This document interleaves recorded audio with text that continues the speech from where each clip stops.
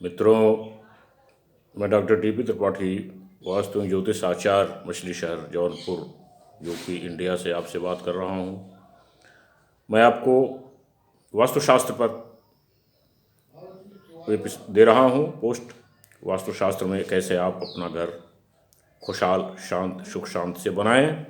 कल मैंने आपको सूर्य संक्रांति और राहु काल का दिया था। आज उसी सिलसिले में आगे बढ़ाता हूँ। वास्तु पुरुष और काल सर्प का क्या संबंध है, क्या रिलेशन है। वास्तुशास्त्र में वास्तु पुरुष के मुख को ही सर्प मुख या राहु का मुख कहा जाता है। इसका विचार मकान की नींव, विवाह वेदी और विवाह मंडप में किया जाना चाहिए।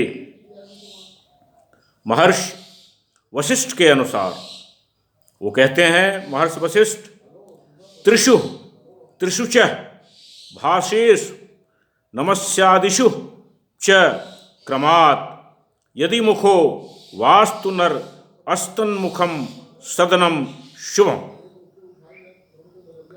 ईशान कोण से क्रमानुसार ईशान कोण उत्तर और पूरब का जो कोण है उसको ईशान कोण कहते हैं।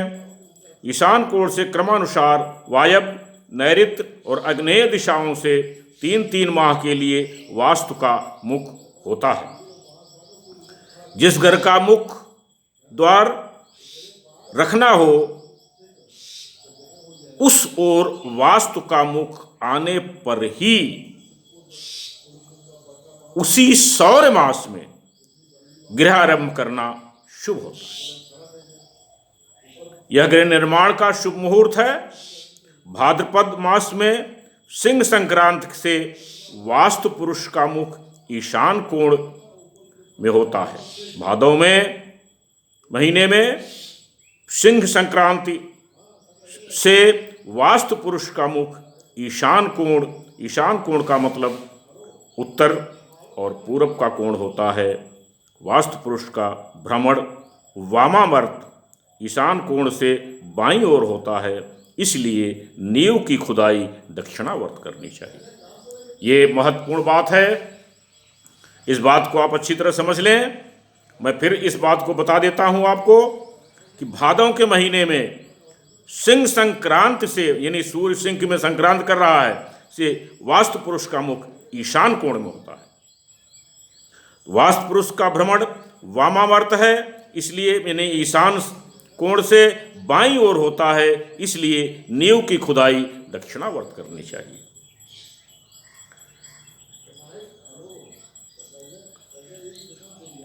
नींव की खुदाई आपको ऐसे संक्रांत में दक्षिणावर्त करनी चाहिए।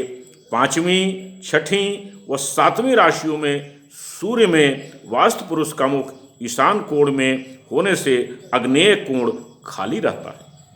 अतः इस सौर मासों में अग्नि कोण से खुदाई शुरू करें। इन मासों में ये खाली रहता है, अग्नि कोण से आप खुदाई शुरू करें तो आपके लिए ये फायदेमंद होगा। इसी प्रकार आगे भी समझें।